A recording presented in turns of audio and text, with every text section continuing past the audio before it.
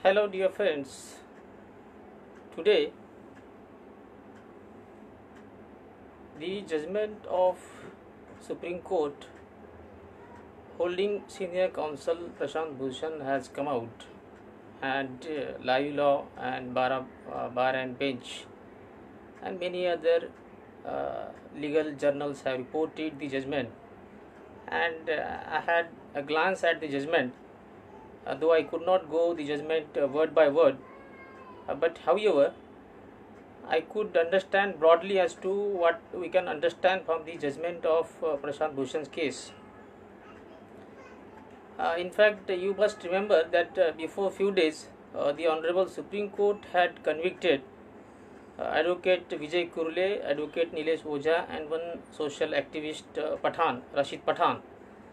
And immediately thereafter, the following the judgment of Supreme Court in Ray, Vijay Kurle, and others, I had conducted two sessions live, the link whereof I will be putting into the comment box of this live session. In that case, the issue was found fundamentally going to the root of the matter. Therefore, I thought it necessary to highlight that issue at that point of time.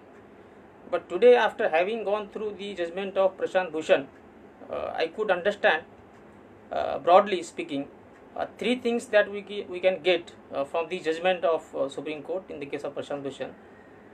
Firstly, this judgment is given by the three-judge bench as compared to the judgment of Vijay Kurle, which was rendered by two-judge bench.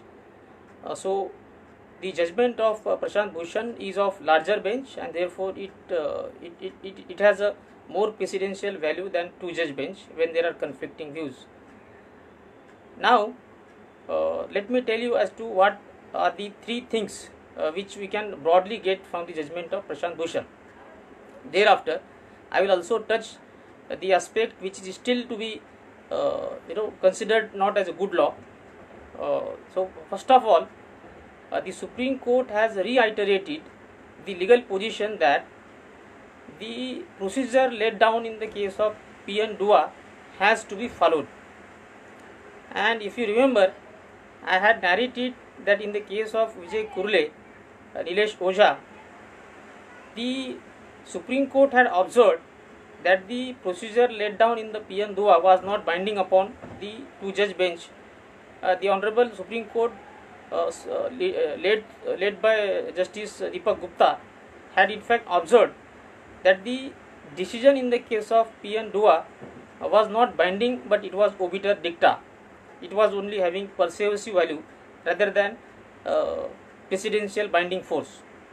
So now the Honorable Supreme Court has impliedly overruled that observation by saying and by holding that the procedure laid down in the case of PN Dua has to be followed. So this is one aspect that we can get from today's judgment. Number two, Supreme Court has given a very epoch-making or very ever-changing judgment or observation in saying that the powers of contempt should not be exercised to vindicate if there is an attack against an individual judge. So this is very vital aspect because if somebody criticizes or makes a complaint against any judge of any court in his individual capacity, then the Supreme Court has made it clear that power of contempt should not be used to indicate such a personal attack against any judge. And thirdly, Supreme Court has, by the way, observed while referring to the case of Vijay Kurle that in the case of Vijay Kurle there was a personal attack against one of the Honorable Judge of Supreme Court. So in saying so, I think now the Vijay Kurle case, the Nilesh Ojha case is required to be re-examined in the light of what Supreme Court today observed, and it is a welcoming move because the law has to be certain, and no matter who is going to be punished or who is going to be at the receiving end, but law shall be the consistent and law shall be the certain. That is what our constitution demands by the mandate of Article 14. And fourthly, the another aspect that is worrisome and which I considered in my respectful understanding, humble submission, that to say that the power of contempt under Article 129 is not subject to or is not coming from the Contempt of Courts Act 1971 is not a good proposition, because such a proposition, in my understanding of constitutional law, is violative of basics which are enshrined into our Indian Constitution under Article 20 and 21. Because the philosophy under Article 20 is that an accused must know as to what is the offence that he has committed. It says that no one shall be punished for any act unless that act is made punishable by law. So there has to be a definition of offence, that this particular activity shall constitute an offence, so that the accused will be in position to know as to what he has to defend. So the whole concept of framing a charge against an accused, that on particular date, particular time, particular place, by doing particular activity, you have committed particular act which is a punishable offence under particular law. So this is the mechanism, and this has the basis in Article 20 and Article 21, because Article 21 mandates that without following procedure established by law, no one should be deprived of his life and personal liberty. In the light of this, now the Honorable Supreme Court in this case also has reiterated that the power of 129 of Indian Constitution is not coming from is not subject to the Contempt of Court Act. Now here see the interesting issue. Article 129 does not define as to what shall be the contempt.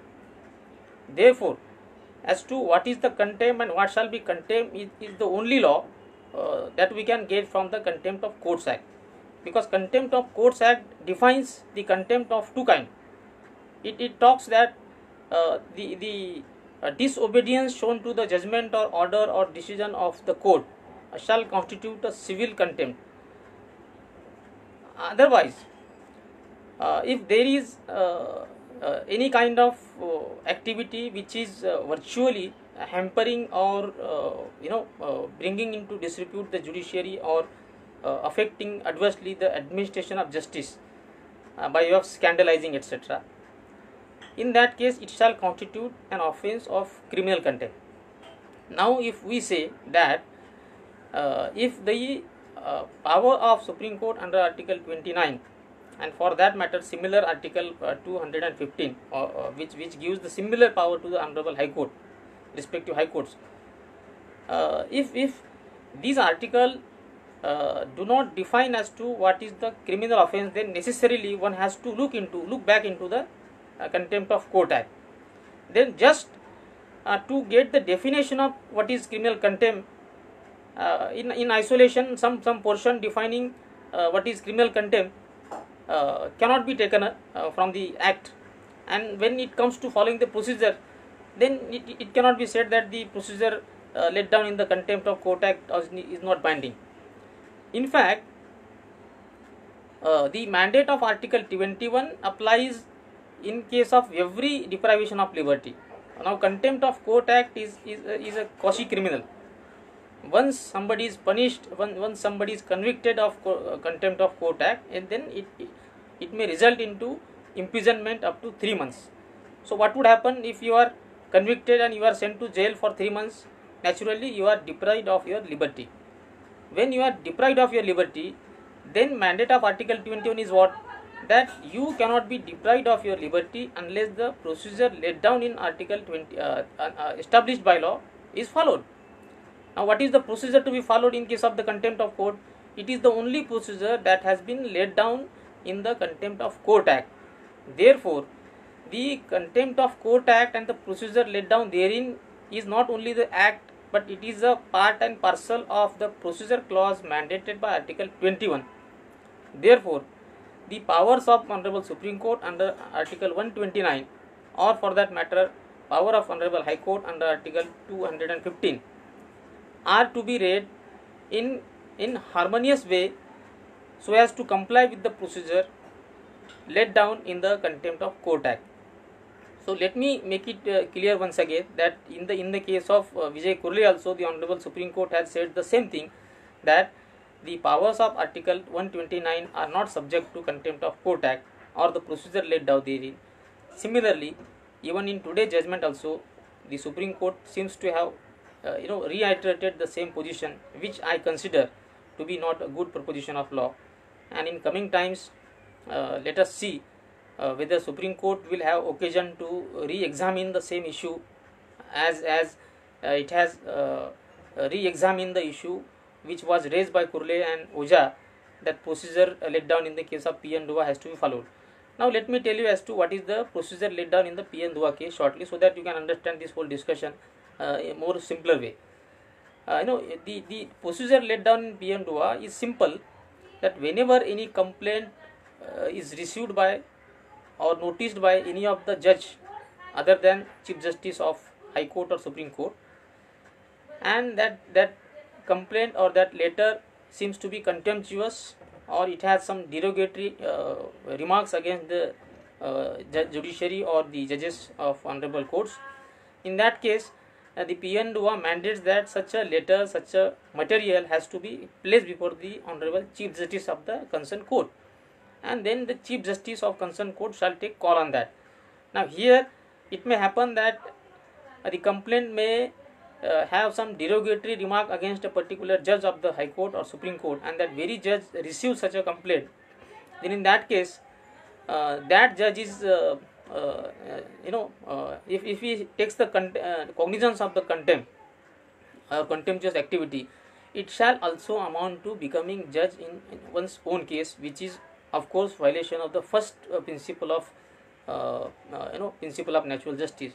Therefore, the mandate of P. N. Dua is to ensure that there should not be violation of principles of natural justice, as well as the procedure laid down in the act should be followed, to ensure that the party should not go away feeling that the judge was biased, and this would rather ensure that principles of natural justice are strictly applied when prosecuting somebody of the Contempt of Court Act also. And again, the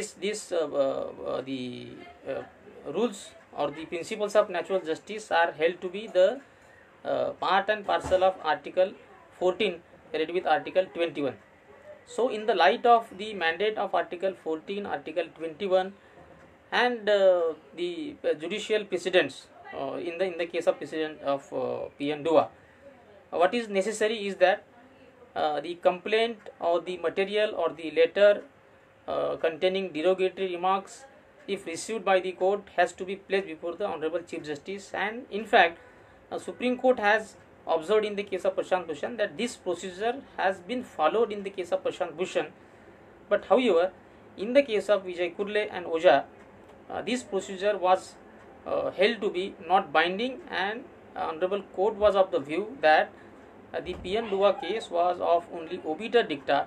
It didn't have binding precedential force, and therefore it was not necessary to follow that procedure. So in a way, we can say that today's judgment of Prashant Bhushan case has impliedly overruled some of the observations made in the case of Vijay Kurle.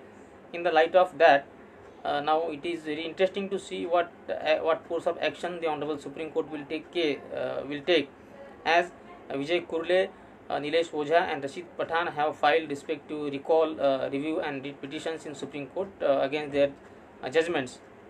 In coming times, let us see what course of action the Honorable Supreme Court will take.